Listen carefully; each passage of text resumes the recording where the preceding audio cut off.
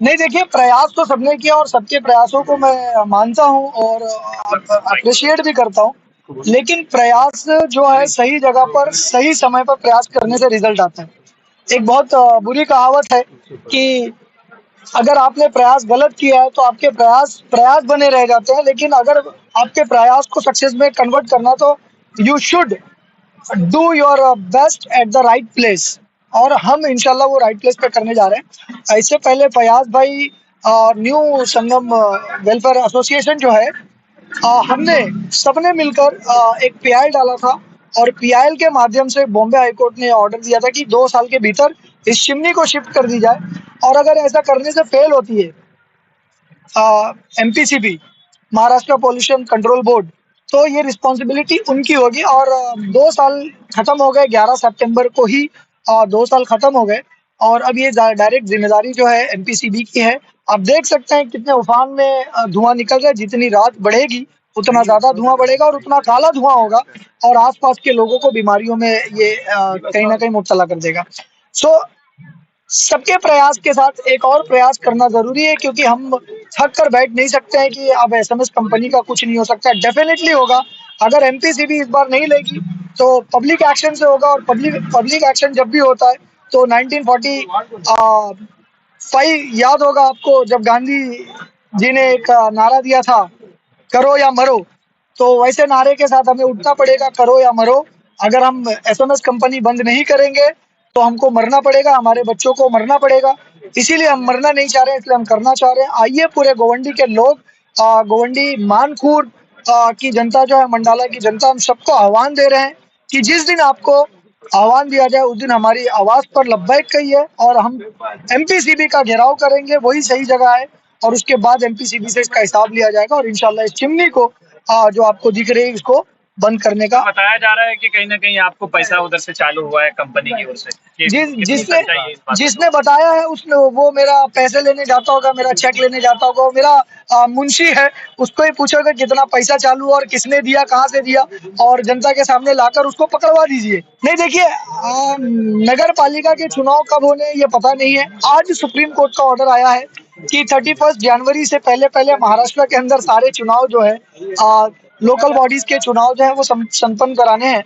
तो हमारी ये लड़ाई जो है पहले से चल रही है और 11 सितंबर को अगर 2 साल खत्म होते हैं और इस बीच चुनाव आता है तो चुनाव के लिए ये काम नहीं है, ये काम के बीच में चुनाव आया है। और जिन लोगों को लगता है चुनाव के लिए कर रहे हैं तो भी हमें बोलने में भी कुछ दिक्कत नहीं है कि अगर आप चुनाव के लिए इतने बेहतरीन मुद्दे पर काम करते हैं और आवाम का फायदा होता है, जनता को इससे फायदा मिलता है, तो ऐसे मुद्दों के ऊपर आप चुनाव में भी काम कीजिए और चुनाव के बाद भी काम कीजिए। देखिए, बोर्ड जो है कहीं ना कहीं ये प्रेशराइज होकर चलती है। यहाँ के डेमोक्रेसी के अंदर जो है सबसे पावरफुल जो लोग माने जाते हैं वो यहाँ के मिनिस्टर्स और सरकारें मानी जाती हैं, एमपी एमएलए माने जाते हैं। ये कहीं ना कहीं पॉलिटिशियंस का यहाँ बिजनेस शेयरिंग होगा, उस वजह से एमपीसीबी जो है वो इसके ऊपर एक्शन नहीं ले रही है।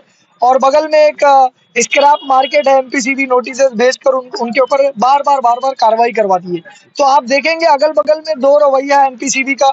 एक जगह गरीब 2 पैसे कमा रहे हैं जो पोल्यूशन बहुत रेयर पोल्यूट कर रहे हैं एनवायरनमेंट को, उनके ऊपर सख्त रवैया है। और जो लोग सबसे ज्यादा पोल्यूट कर रहे हैं और लोगों को बीमारियां दे रहे हैं उनके लिए एकदम सॉफ्ट है। तो नहीं देखिए, राम मनोहर लोहिया जी का मेरे को एक कोट हमेशा याद आता है और मैं हर जगह वो कोट करता हूँ और नौजवानों को कहता हूँ कि राम मनोहर लोहिया ने कहा, जब सड़कें सुनसान होती है तो संसद आवारा हो जाती है।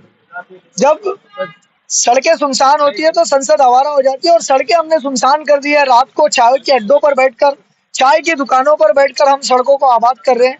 तो आइए गोवंडी के मुस्तकबिल के लिए, मानखुर्द के मुस्तकबिल के लिए सड़क पर आइए, ताकि जो आवारा संसद है वो कहीं ना कहीं अपने कंट्रोल में आए।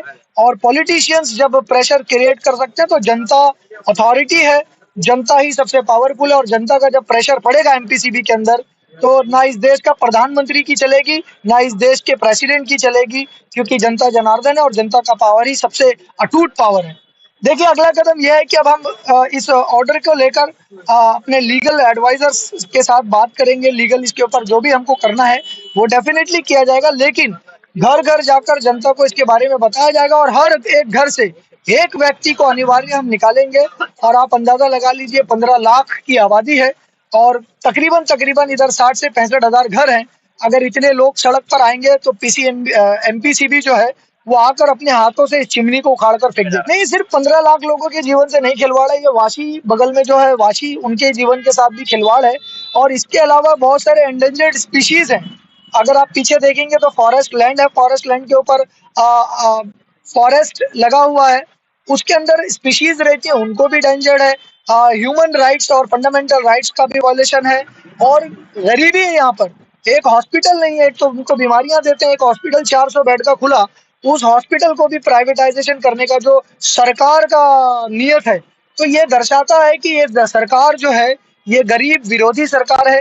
इनको गरीबी हटाने के लिए कॉन्स्टिट्यूशन के अंदर डीपीएसपी के अंदर इनको डायरेक्टिव्स मिले, लेकिन ये गरीब हटाने वाली सरकार बन गई। देखिए, देखने वाली बात ये है कि बॉम्बे हाई कोर्ट का ये ऑर्डर था और बॉम्बे हाई कोर्ट के ऑर्डर का वायलेशन किया गया और उसको बहुत लाइट लिया गया। तो हम भी देखना चाहते हैं कि बॉम्बे हाई कोर्ट इसमें सुओ मोटो लेकर कितना स्ट्रिक्ट एक्शन लेता है एमपीसीबी के ऊपर, और जो भी इसके लिए रिस्पॉन्सिबल है एसएमएस कंपनी है, इनके ऊपर कितना स्ट्रिक्ट होता है, ये देखने वाली बात है।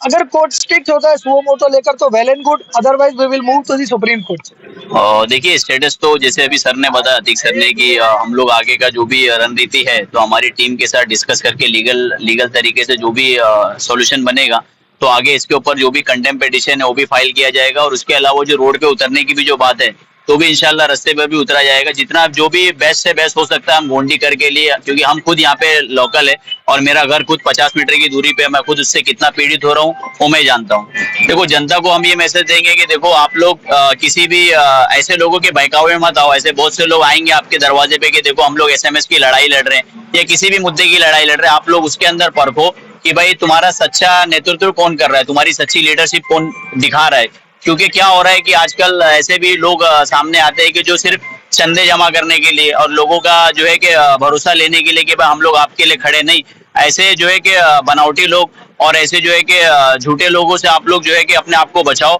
और जो सही तरीके से जो आवाम की खिदमत कर रहा है, जो आवाम के लिए हमेशा दिन और रात खड़ा है, ऐसे लोगों के साथ आप लोग खड़े रहो और आपसे जितना भी सहयोग बन सकता है आप लोग अपनी इस्तेदाद के हिसाब से आप लोग सपोर्ट करो। इस मामले में ये सपोर्ट करें कि जब भी आह्वान दिया जाए कि गोंडी के अंदर एसएमएस कंपनी के अलावा भी अनेक मुद्दे, अभी देखो देवनार डंपिंग के अंदर आप लोग को शायद पता रहेगा कि देवनार डंपिंग की जो जमीन है ये 120 हेक्टेयर का एरिया है, ये पूरा का पूरा एरिया जो है कि अडानी के हाथों बेच दिया गया। तो यहाँ पे जो है कि धरावी के लोगों को भी लाके बसाया जाएगा। ऐसे अनेक प्रोजेक्ट पाइपलाइन में, वेस्ट टू एनर्जी प्लांट है यहाँ पे आ रहा है। ऐसे अनेक मुद्दे गोंडी के अंदर जो हमारे झोपड़पट्टियों का जो है कि वापस से रीडेवलप के नाम पे यहाँ के झोपड़पट्टियों को भी बेच दिया गया, ये आपको मैं बता रहा हूँ। तो ऐसे अनेक मुद्दे गोंडी के अंदर की जिसके ऊपर काम करना हो, जिसके लिए आवाम का साथ और आवाम का पार्टिसिपेशन बहुत जरूरी, क्योंकि लोग जब खड़े होंगे अपने हक के लिए, अपने अधिकार के लिए, तो बड़ी सी बड़ी लड़ाई भी इंशाल्लाह हम लोग जीत सकते हैं। गोंडी में इससे पहले क्या था उसका तो मैं आपको नहीं बताऊंगा, लेकिन अब जो लोगों के अंदर एक अवेयरनेस आ रहा है कि गोंडी के अंदर पहले क्या होता था कि बहुत से, ये जब कंपनी आई 2009 में, तो 2009 में जब ये कंपनी आई तो ऐसा कोई भी पब्लिक हियरिंग और पब्लिक का कोई ओपिनियन की, पब्लिक का सजेशन कोई भी ऐसा लिया हुआ नहीं था। वो बिना सजेशन के, बिना पब्लिक के ओपिनियन के कंपनी यहाँ पे लाके बसा दी गई थी। तो ऐसा होता है कि मतलब जो पॉलिटिशियंस होते, जो इलेक्टेड रिप्रेजेंटेटिव होते, उनकी जिम्मेदारी बनती है कि अपने आवाम में वो मैसेज फैलाए कि भाई ये प्रोजेक्ट हमारा आने वाला है। क्योंकि आवाम क्या होती है कि आवाम को डेली, यहाँ पे जो आवाम है वो दिहाड़ी मजदूरी करती है, कि बहुत ही मार्जिनलाइज लोग है, तो उनको पता नहीं होता है कि भाई करंट अफेयर क्या चल रहा है, हालात हाजरा क्या है। तो इसकी जिम्मेदारी क्या, वो किसकी बनती है कि जो यहाँ पे नुमाइंदा जो चुन के जाता है, कि उसकी जिम्मेदारी बनती है कि आवाम में जाके मैसेज दे। लेकिन कहीं ना कहीं उन्होंने आवाम को गुमराह किया हुआ था, इसके लिए आवाम को चीजें पता नहीं थी। लेकिन अब हम जो युवा है, कि युवा जो पीढ़ी है अब ये जाग चुकी है कि अब जो कोई भी इस तरीके का आवाम के खिलाफ कोई भी काम होगा हुकूमत की तरफ से, तो इंशाल्लाह पूरी ताकत से हम लोग जो है कि हुकूमत से लड़ने के लिए तैयार है। मैं 2016 का एक आर्टिकल में पढ़ रहा था मुंबई मिरर के अंदर, जिसमें वो टाइम पे रईस शेख थे, उनका मैंने कोट पढ़ा था कि उन्होंने ये अपने कोट में लिखा था कि इस कंपनी को एमपीसीबी का एनओसी मिला हुआ नहीं है, कोई कंसेंट नहीं है, मतलब महाराष्ट्र पोल्यूशन कंट्रोल बोर्ड ने इस कंपनी को चलाने के लिए अपनी रजामंदी नहीं दी थी। तो उसके ऊपर जब 2016 में तुमको इस चीज का इल्म हो गया था, तो उस टाइम पे तुमने इंतजार क्यों किया? 2016 से लेके 2019 तक का पीरियड, उस दौरान आप लोगों का कोई भी ऐसा हमको कोई मूवमेंट नहीं दिखा कि जिसमें यहाँ की जो रूलिंग पार्टी है उसने आके कभी अपना योगदान दिया इस कंपनी को बंद कराने के लिए। बाद में क्या होता है, 2019 में जो है कि कंपनी खुद स्टे लेके आ जाती है, उसके बाद 2023 में जाके हम लोग कोर्ट में पहुंचते।